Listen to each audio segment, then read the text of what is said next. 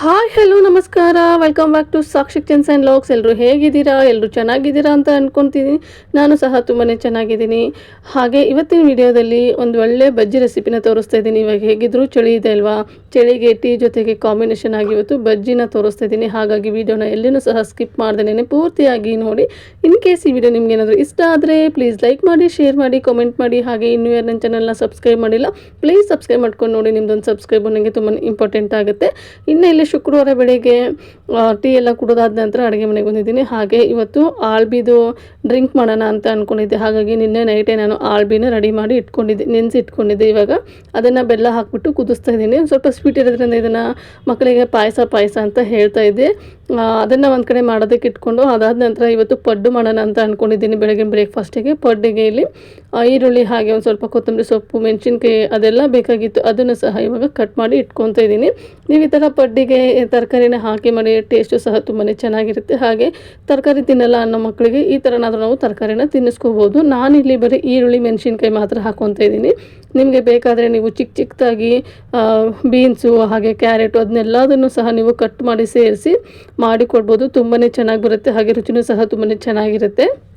ಹಾಗಾಗಿ ನಾನು ಸಹ ಮನೇಲಿ ಏನೂ ಇರಲಿಲ್ಲ, ತರಕಾರಿ ಈರುಳ್ಳಿ ಹಾಗೆ ಮೆಣಸಿನ್ಕಾಯಿ ಕೊತ್ತಂಬರಿ ಸೊಪ್ಪಿತ್ತು, ಅದನ್ನು ಮಾತ್ರ ಸೇರಿಸ್ಕೊತಾ ಇದ್ದೀನಿ. ನೀವು ಬೇಕಾದರೆ ಇದಕ್ಕೆ ಮೆಂತ್ಯ ಸೊಪ್ಪನ್ನು ಸಹ ಸೇರಿಸ್ಕೋಬೋದು, ಹಾಗೆ ಸಬ್ಬಸಿಗೆ ಸೊಪ್ಪನ್ನು ಸಹ ಸೇರಿಸ್ಕೋಬೋದು.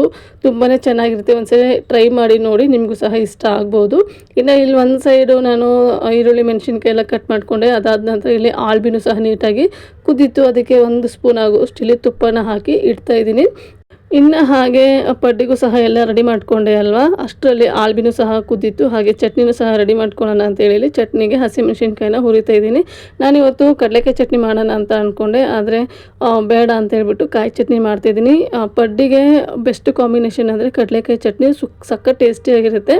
ಆದರೆ ನಮ್ಮ ಮನೆಯಲ್ಲಿ ನಾನು ಕಡಲೆಕಾಯಿ ಚಟ್ನಿ ಜಾಸ್ತಿ ಮಾಡೋದಿಲ್ಲ, ಯಾವಾಗಲೂ ಕಾಯಿ ಚಟ್ನಿನೇ ಮಾಡ್ತಿರ್ತೀನಲ್ವ, ಹಾಗಾಗಿ ಕಾಯಿ ಚಟ್ನಿನೇ ಮಾಡ್ಕೊತಿದ್ದೀನಿ.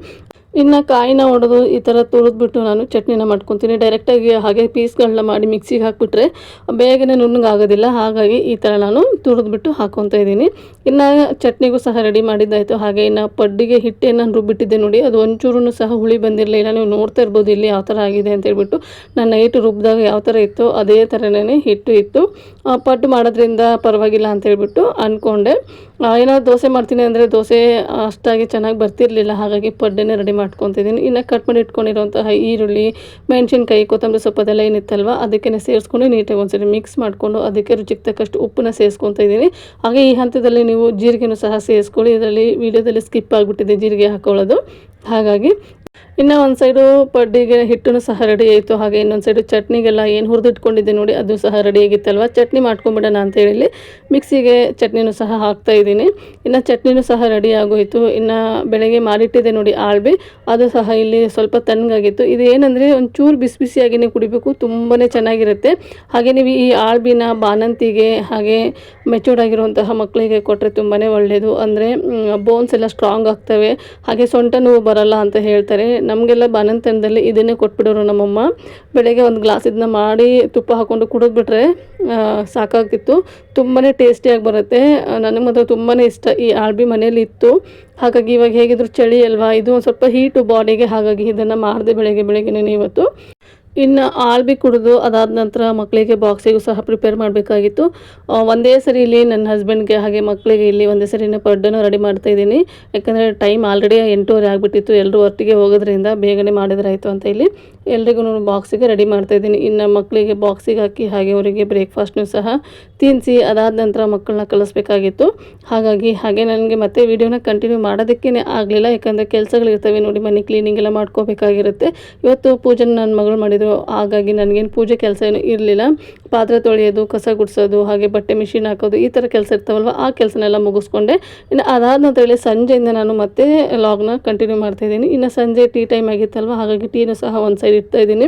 ಹಾಗೆ ಚಳಿ ಇರೋದ್ರಿಂದ ಒಂಚೂರು ಏನಾದರೂ ತಿನ್ನಬೇಕು ಅಂತ ಅನ್ನಿಸ್ತಾ ಇರುತ್ತೆ. ಇವತ್ತು ನಾನು ಬಜ್ಜಿ ಮಾಡ್ತಾಯಿದ್ದೀನಿ. ಅದು ಅದರಲ್ಲಿ ಅಂದರೆ ದೋಸೆಗೆ ಏನು ಹಿಟ್ಟು ರುಬ್ಬಿದೆ ನೋಡಿ, ಆ ಹಿಟ್ಟಲ್ಲಿ ನಾನು ಇವತ್ತು ಬಜ್ಜಿನ ಮಾಡ್ತಾಯಿದ್ದೀನಿ. ಸಖತ್ ಟೇಸ್ಟಿಯಾಗಿರುತ್ತೆ ಈ ಬಜ್ಜಿ ಮಾತ್ರ. ಯಾವಾಗಲೂ ನಾವು ಹಿಟ್ಟು ಮಿಕ್ಕಿದಾಗ 1 ಅಥವಾ 2 ದೋಸೆ ಆಗೋಷ್ಟು ಹಿಟ್ಟು ಮಿಕ್ಕಿದಾಗ ಅಯ್ಯೋ ಇದಕ್ಕಾಗಿ ಮತ್ತೆ ಯಾರು ಸ್ಟೋವ್ ಆನ್ ಮಾಡಿ ತವನ ಬಿಸಿ ಮಾಡಿ ದೋಸೆ ಮಾಡ್ತೀವಿ ಅನ್ನೋಂಥ ಇದರಲ್ಲಿ ನಾವು ಆ ಹಿಟ್ಟನ್ನ ಬಿಟ್ಟಿರ್ತೀವಿ.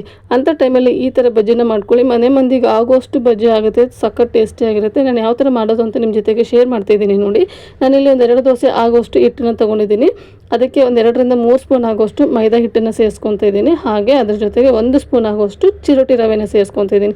ಚಿರೋಟಿ ರವೆ ಏನಕ್ಕೆ ಮೇಲ್ಗಡೆ ಸ್ವಲ್ಪ ಗರಿಯಾಗಿ ಬರಲಿ, ಕ್ರಿಸ್ಪಿ ಆಗಿ ಬರಲಿ ಅನ್ನೋ ಕಾರಣಕ್ಕೆ ಸೇರಿಸ್ಕೊತಾ ಇದ್ದೀನಿ. ಹಾಗೆ ಒಂದು ಅರ್ಧ ಸ್ಪೂನ್ ಆಗೋಷ್ಟು ಇಲ್ಲಿ ಜೀರಿಗೆನ ಸೇರಿಸ್ಕೊತಾ ಇದ್ದೀನಿ. ಹಾಗೆ ಅದ್ರ ಜೊತೆಗೆ ಕಟ್ ಮಾಡಿ ಇಟ್ಕೊಂಡಿರುವಂತಹ ಕೊತ್ತಂಬರಿ ಸೊಪ್ಪು, ಕರಿಬೇವಿನ ಸೊಪ್ಪು, ಹಾಗೆ ಮೆಣಸಿನ್ಕಾಯಿನೂ ಸಹ ಸೇರಿಸ್ಕೊತಾ ಇದ್ದೀನಿ. ರುಚಿಗೆ ತಕ್ಕಷ್ಟು ಉಪ್ಪನ್ನು ಸಹ ಸೇರಿಸ್ಕೋಬೇಕಾಗುತ್ತೆ. ಹಾಗೆ ನೀವು ಈರುಳ್ಳಿನ ಸ್ವಲ್ಪ ಜಾಸ್ತಿನೇ ಹಾಕ್ಕೊಳ್ಳಿ, ತುಂಬ ಚೆನ್ನಾಗಿ ಬರುತ್ತೆ. ಇದು ತಿನ್ನುವಾಗ ಬಾಯಿಗೆ ಸಿಗ್ತಾ ಇರುತ್ತೆ ನೋಡಿ ಈರುಳ್ಳಿ, ಆವಾಗ ಟೇಸ್ಟ್ ಮಾತ್ರ ತುಂಬಾ ಚೆನ್ನಾಗಿರುತ್ತೆ. ಅದಾದ ನಂತರ ಇದಕ್ಕೆ ಓಮ್ ಕಾಳನ್ನ ಒಂದು ಸ್ವಲ್ಪ ಕ್ರಷ್ ಮಾಡಿ ಹಾಕ್ಕೊತಿದ್ದೀನಿ. ಯಾಕಂದರೆ ಎಣ್ಣೆಲಿ ಕರಿತೀವಿ, ಹಾಗೆ ಗ್ಯಾಸ್ಟ್ರಿಕ್ ಏನಾದರೂ ಆಗುತ್ತೆ ಅನ್ನೋ ಕಾರಣಕ್ಕೆ ಇಲ್ಲಿ ನಾನು ಓಮ್ ಕಾಳನ್ನ ಹಾಕ್ಕೊತಿದ್ದೀನಿ. ಈ ಥರ ಕ್ರಷ್ ಮಾಡಿ ಓಮ್ ಕಾಳನ್ನ ಹಾಕ್ಕೊಳ್ಳಿ, ಅದ್ರದ್ದು ಸ್ಮೆಲ್ಲು ಸಹ ಚೆನ್ನಾಗಿ ಬರ್ತಾ ಇರುತ್ತೆ. ಇದನ್ನು ಇವಾಗ ನೀಟಾಗಿ ಮಿಕ್ಸ್ ಮಾಡ್ಕೋಬೇಕಾಗುತ್ತೆ. ನಾನಿಲ್ಲಿ ದೋಸೆ ಹಿಟ್ಟು ಏನಿತ್ತಲ್ವ ಅದಕ್ಕೇನು ಉಪ್ಪನ್ನ ಸೇರಿಸಿರಲಿಲ್ಲ, ಹಾಗಾಗಿ ಇಲ್ಲೊಂದು ಸ್ವಲ್ಪ ಉಪ್ಪನ್ನು ಜಾಸ್ತಿನೇ ಸೇರಿಸ್ಕೊಂಡಿದ್ದೀನಿ. ನೀವೇನಾದರೂ ದೋಸೆ ಹಿಟ್ಟಿಗೆ ಉಪ್ಪನ್ನ ಸೇರಿಸ್ಕೊಂಡಿದ್ರೆ ತರಕಾರಿ ಏನು ಹಾಕಿದ್ರಲ್ವ ಅದಕ್ಕೆ ಮಾತ್ರ ಎಷ್ಟು ಬೇಕೋ ಅಷ್ಟನ್ನು ಉಪ್ಪನ್ನು ಸೇರಿಸ್ಕೊಂಡು ಒಂದು ಚಿಟಿಕೆ ಆಗೋಷ್ಟು ಸೋಡಾ ಪುಡಿನ ಸೇರಿಸ್ಕೊತಿದ್ದೀನಿ, ಅಡುಗೆ ಸೋಡಾನ. ಅದೆಲ್ಲ ಸೇರಿಸ್ಕೊಂಡು ನೀಟಾಗಿ ಒಂದ್ಸರಿ ಈ ಥರ ಮಿಕ್ಸ್ ಮಾಡ್ಕೋಬೇಕಾಗುತ್ತೆ. ಯಾವುದೇ ಕಾರಣಕ್ಕೂ ನೀರನ್ನ ಸೇರಿಸೋದಕ್ಕೆ ಹೋಗಬೇಡಿ, ಯಾಕಂದರೆ ದೋಸೆ ಹಿಟ್ಟು ನೀರು ಇರುತ್ತೆ ಅಲ್ವ. ಹಾಗಾಗಿ ನಾನು ನೋಡ್ತಾ ಇರ್ಬೋದು ನೀವು ಇಲ್ಲಿ ಬಜ್ಜಿ ಹಿಟ್ಟು ರೆಡಿನೇ ಆಗೋಯಿತು. ಇನ್ನು ಇದನ್ನೆಲ್ಲ ರೆಡಿ ಮಾಡುವಷ್ಟರಲ್ಲಿ ಎಣ್ಣೆನೂ ಸಹ ನಾನು ಕಾಯೋದಕ್ಕಿಟ್ಟಿದ್ದೆ. ಇಲ್ಲಿ ಎಣ್ಣೆನೂ ಸಹ ಕಾದಿದೆ. ಒಂದು ಸ್ವಲ್ಪ ಹಿಟ್ಟನ್ನು ಎಣ್ಣೆಲಿ ಹಾಕ್ಬಿಟ್ಟು ಕಾದಿದೆ ಇಲ್ವ ಅಂತ ಚೆಕ್ ಮಾಡ್ಕೊತಿದ್ದೀನಿ. ಇನ್ನು ಇಲ್ಲಿ ಎಣ್ಣೆನೂ ಸಹ ಪರ್ಫೆಕ್ಟಾಗಿ ಕಾದಿತ್ತು. ಇಲ್ಲ ಚಿಕ್ಕದಾಗಿ ಇಲ್ಲಿ ನಾನು ಬಜ್ಜಿನ ಬಿಡ್ತಾಯಿದ್ದೀನಿ. ನೋಡ್ತಾ ಇರ್ಬೋದು ನೀವು ಇಲ್ಲಿ ಎಷ್ಟು ಚಿಕ್ಕದಾಗಿ ಈ ಗೋಲಿ ಆಕಾರದಲ್ಲೇ ಬರುತ್ತಲ್ವ ಆ ಥರ ಚಿಕ್ಕದಾಗಿ ಬಿಡ್ತಾಯಿದ್ದೀನಿ. ಎಣ್ಣೆಯಲ್ಲಿ ಸ್ವಲ್ಪ ಫ್ರೈ ಆದರೆ ಒಂಚೂರು ದೊಡ್ಡದಾಗುತ್ತೆ. ನಿಮಗೆ ಎಷ್ಟು ಬೇಕೋ ಅಷ್ಟನ್ನು ನೀವು ಇಲ್ಲಿ ಫ್ರೈ ಮಾಡ್ಕೊಳ್ಳೋಕ್ಕೆ ಬಜ್ಜಿನ ಬಿಟ್ಕೊಳ್ಳಿ. ಹಾಗೆ ಇದನ್ನು ಬಜ್ಜಿ ಹಾಕಿದ ತಕ್ಷಣ ನಾವು ಸೌಟಿಂದ ಅದನ್ನು ಕೈ ಆಡೋಕ್ಕೆ ಹೋಗ್ಬಾರ್ದು, ಯಾಕಂದರೆ ದೋಸೆ ಹಿಟ್ಟು ಒಂದು ಸ್ವಲ್ಪ ತೆಳುವಾಗಿರುತ್ತೆ ನೋಡಿ. ಹಾಗಾಗಿ ನೀಟಾಗಿ ಅದು ಒಳಗಡೆ ಎಲ್ಲ ಬೆಂದ್ಕೊಳ್ಳಿ. ಅದಾದ ನಂತರ ಇದನ್ನು ಟರ್ನ್ ಮಾಡ್ತಾಯಿದ್ದೀನಿ ನಾನಿಲ್ಲಿ. ಇನ್ನು ನೋಡ್ತಾ ಇರ್ಬೋದು ನೀವು ಒಂದು ಸ್ವಲ್ಪ ಬಾಣಲೆಗೆ ಎಲ್ಲೂ ಸಹ ಹಿಟ್ಟು ಅನ್ನೋದು ಅಂಟ್ಕೊಂಡಿಲ್ಲ.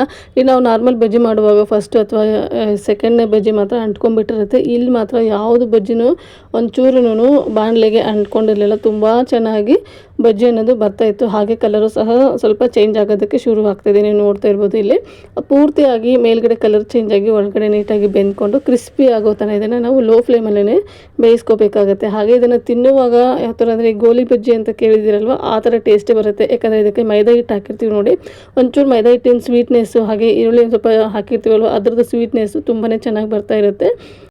ಹಾಗೆ ಇನ್ನು ಇಲ್ಲಿ ನೋಡ್ತಾ ಇರ್ಬೋದು ನೀವು 2 ಸೈಡು ಸಹ ನೀಟಾಗಿದ್ದು ಫ್ರೈ ಆಗಿದೆ. ನಾನು ಸಹ ಇಲ್ಲಿ ತೆಗಿತಾ ಇದ್ದೀನಿ. ಹಾಗೆ ಕಲರ್ ನೋಡ್ತಾ ಇರ್ಬೋದು. ಇನ್ನು ತಟ್ಟೆಗೆ ಹಾಕಿದ ಮೇಲೆ ಮಾತ್ರ ಎಷ್ಟು ಕ್ರಿಸ್ಪಿಯಾಗಿತ್ತು ಅಂದರೆ ಇದು ತಟ್ಟೆಯಲ್ಲಿ ಹಾಕಿದರೆ ಸೌಂಡ್ ಬರ್ತಾ ಇತ್ತು. ನಾನು ಇಲ್ಲಿ ಮ್ಯೂಟ್ ಮಾಡಿರೋದ್ರಿಂದ ಇಲ್ಲಿ ಏನೋ ನಿಮಗೆ ಸೌಂಡ್ ಕೇಳ್ತಾ ಇಲ್ಲ. ಸಖತ್ ಕ್ರಿಸ್ಪಿಯಾಗಿ ಬರ್ತಾಯಿತ್ತು. ಒಂದ್ಸರಿ ಮನೆಯಲ್ಲಿ ಮಾಡಿ ನೋಡಿ. ನಾನಿಲ್ಲಿ ಎಲ್ಲ ಬಜ್ಜಿನೂ ಸಹ ತೆಗೆದಾದ್ಮೇಲೆ ಇನ್ನೊಂದು ಬ್ಯಾಚು ಸಹ ಅದೇ ಥರನೇ ಇಲ್ಲಿ ಸೇರಿಸ್ಕೊತಾ ಇದ್ದೀನಿ. ಇನ್ನು ಇಲ್ಲಿ ಇನ್ನೊಂದು ಬ್ಯಾಚು ಸಹ ನಾನು ರೆಡಿ ಮಾಡ್ಕೊಂಡೆ. ಅಷ್ಟರಲ್ಲಿ ಟೀನೂ ಸಹ ರೆಡಿಯಾಗಿತ್ತು. ಇನ್ನು ಇಲ್ಲಿ ಟೀ ಜೊತೆಗೆ ಬಜ್ಜಿನೂ ಸಹ ನಾನು ಸರ್ವ್ ಮಾಡಿದ್ದೀನಿ. ಏನು ಸಖತ್ತಾಗಿತ್ತು ಗೊತ್ತಾ, ಟೀ ಜೊತೆಗೆ ಈ ಬಜ್ಜಿ ಕಾಂಬಿನೇಷನ್ ಮಾತ್ರ.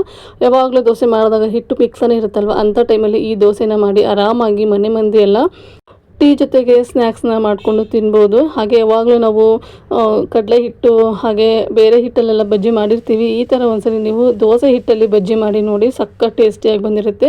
ಹಾಗೆ ದೋಸೆ ಹಿಟ್ಟು ಒಂದು ಸ್ವಲ್ಪ ಹುಳಿ ಆಗಿರುತ್ತಲ್ವ, ಟೇಸ್ಟ್ ಮಾತ್ರ ತುಂಬ ಚೆನ್ನಾಗಿ ಕೊಡ್ತಾ ಇರುತ್ತೆ. ನನಗೂ ಮಾತ್ರ ತುಂಬಾ ಇಷ್ಟ ಆಯಿತು. ಇದನ್ನು ತಿಂದ ತಕ್ಷಣ ನನಗೆ ಗೋಲಿ ಬಜ್ಜಿನೇ ನೆನಪಾಗೋಯಿತು, ಅಷ್ಟು ಚೆನ್ನಾಗಿ ಬಂದಿತ್ತು. ಹಾಗೆ ಇನ್ನು ಟೀ ಸ್ನ್ಯಾಕ್ಸ್ನು ಸಹ ಮುಗಿಸ್ಕೊಂಡು ಅದಾದ ನಂತರ ನೈಟ್ ಊಟಕ್ಕೆ ಇವತ್ತು ಸಿಂಪಲ್ಲಾಗಿ ಏನಾದರೂ ರೈಸ್ ಮಾಡೋಣ ಅಂತ ಅಂದ್ಕೊಂಡಿದ್ದೆ. ಅದಕ್ಕೆ ಇಲ್ಲಿ ಪ್ರಿಪ್ರೇಷನ್ ಮಾಡ್ಕೊತಾ ಇದ್ದೀನಿ.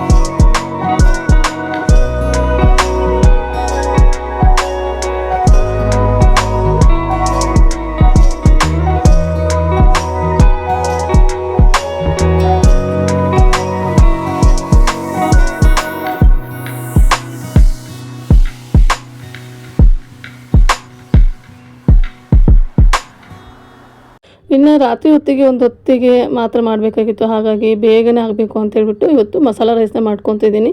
ಇದಕ್ಕೆ ತರಕಾರಿ ಏನೂ ಬೇಕಾಗಲ್ಲ, ಬರೀ ಒಂದು ಟೊಮೆಟೊ ಹಾಗೆ ಒಂದು ಈರುಳ್ಳಿ ಇದ್ಬಿಟ್ರೆ ಈ ರೈಸು ರೆಡಿನೇ ಆಗೋಗುತ್ತೆ.